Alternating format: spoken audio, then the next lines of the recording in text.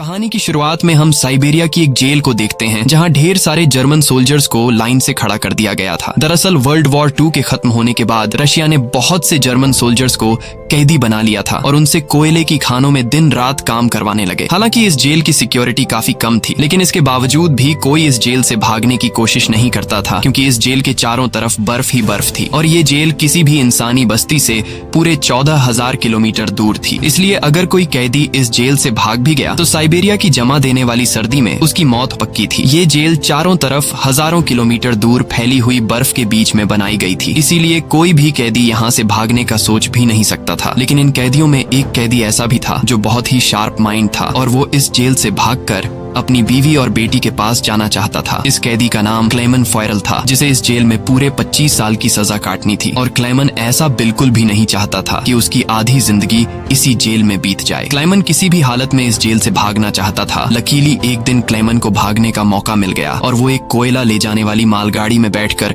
इस जेल से भाग निकला। अब जेल के बाहर जब उसने खुले आसमान में सितारों को देखा तो वो खुशी से झूम उठा, लेकिन ये खुशी कुछ ही देर की मेहमान थी। थोड़ी दूर चलने के बाद उस मालगाड़ी को रोक दिया गया और जब क्लेमन ने बाहर झांक कर देखा तो एक रशियन सोल्जर बंदूक ताने उसके सामने खड़ा था। बदकिस्मती से यहाँ क्लेमन पकड़ा गया और जेल से भागने के जुर्म में उसे एक ओपन एयर सेल में बंद कर दिया गया। सर्दी बहुत ज्यादा थी और रात में होने वाली बारिश ने क्लेमन की हालत खराब कर दी थी। उस सेल में क्लेमन को कुछ घंटों के लिए नहीं बल्कि पूरे 2 दिनों तक रखा गया। अब पूरे 2 दिन बाद अगली सुबह जेल का वार्डन उसके पास आया और उसे सेल से बाहर निकालकर उससे कुछ भी टॉर्चर नहीं किया गया। बस सिर्फ ये बोला कि तुम्हारे साथी बेसब्री से तुम्हारा इंतजार कर रहे हैं। अब जब क्लेमन अपने साथियों से मिला तो वो सब लाठियां और डंडे लेकर उसका इंतजार कर रहे थे। वो सब क्लेमन पर बहुत गुस्सा थे क्योंकि क्लेमन के भागने की वजह से उन सबको पिछले 2 दिनों से भूखा रखा गया था। और क्लेमन को अब वार्डन की बात समझ में आ गई कि उसने क्यों कहा था कि तुम्हारे साथी तुम्हारा इंतजार कर रहे हैं। अब क्लेमन को देखते ही बाकी कैदियों ने उस पर हमला कर दिया और उसे बहुत बुरी तरह से मारा। इस मारपीट में क्लेमन इतना जख्मी हो गया कि उसे जेल के हॉस्पिटल में एडमिट करना पड़ा। इस जेल का डॉक्टर भी एक जर्मन कैदी था। जैसे ही क्लेमन होश में आया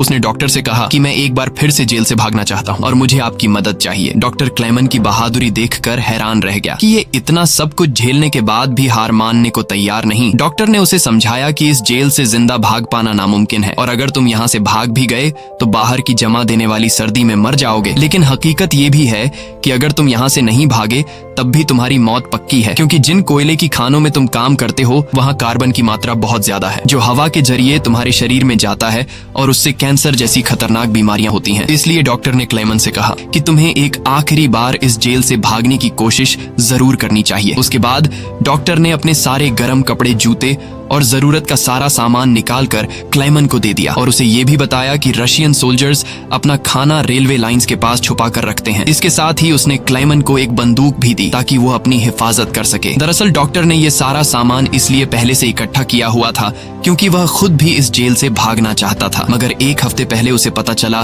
कि वह कैंसर का मरीज है और उसके पास 1 महीने से ज्यादा वक्त नहीं है। अब उसने क्लेमन को एक लंच बॉक्स दिया और कहा कि अगर तुम जिंदा बच गए तो मेरी फैमिली तक ये लंच बॉक्स पहुंचा देना और कहना कि मैं इस दुनिया में अब नहीं रहा। यहाँ एक बार फिर से रात के अंधेरे में क्लेमन दोबारा भाग निकला और इस बार उसने मालगाड़ी की बजाय पैदल चलने का फैसला किया। वो पूरी रात पैदल चलने के बाद सुबह भी चलता रहता है क्योंकि उसे डर रहता है कि कहीं रशियन सोल्जर उसे पकड़ न लें। अब जब सुबह वार्डन को पता चला कि क्लेमन जेल से फरार हो चुका है तो वो सीधा डॉक्टर से पूछताछ करने उसके कमरे में पहुंचा, लेकिन उसके पहुंचने से पहले ही डॉक्टर ने अपनी जान ले ली थी क्योंकि उसे पता था कि क्लेमन के भागने की खबर सुनने के बाद वार्डन मुझे बहुत तड़पा तड़पा कर मारेगा। इसके बाद वार्डन ने कई रशिया सिपाहियों को क्लेमन की तलाश में भेजा और उसे जिंदा पकड़कर वापस लाने का हुक्म दिया, लेकिन कई दिनों की तलाश के बाद भी उसे क्लेमन का कोई पता न चल सका। क्लेमन की खुशकिस्मती ये थी कि बर्फबारी स्टार्ट होने की वजह से उसके पैरों के निशान मिटते जा रहे थे, जिससे क्लेमन को ढूंढना मुश्किल पड़ रहा था। अब सबको लगने लगा कि क्लेमन इस सर्दी में जमकर मर चुका होगा, मगर वार्डन मानने को तैयार नहीं था क्योंकि वार्डन जानता था कि क्लेमन बहुत स्ट्रॉन्ग है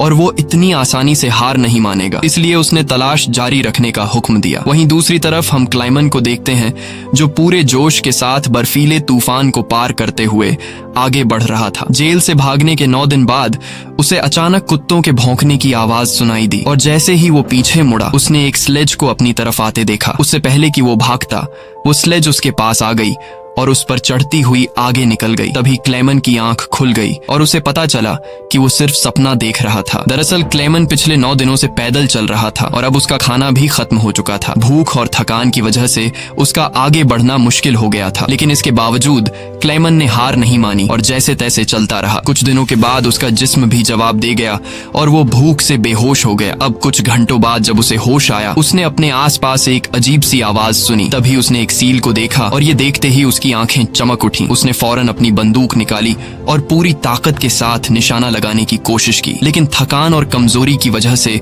उसका निशाना गलत हो गया और वो सील वहां से भागने लगी। क्लेमन, जिसे कई दिनों बाद जिंदा रहने की एक छोटी सी उम्मीद मिली थी, वो इस उम्मीद को हाथ से नहीं जाने दे सकता था। क्लेमन फौरन उसके पीछे दौड़ा, लेकिन दौड़ते वक्त क्लेमन बर्फ टूटने की वजह से पानी में गिर जाता है, जिससे उसके पैर में चोट आ जाती है। लेकिन जख्मी होने के बावजूद वो सील का पीछा करने लगा। क्लेमन जैसे ही गोली चलाने वाला था, वो सील एक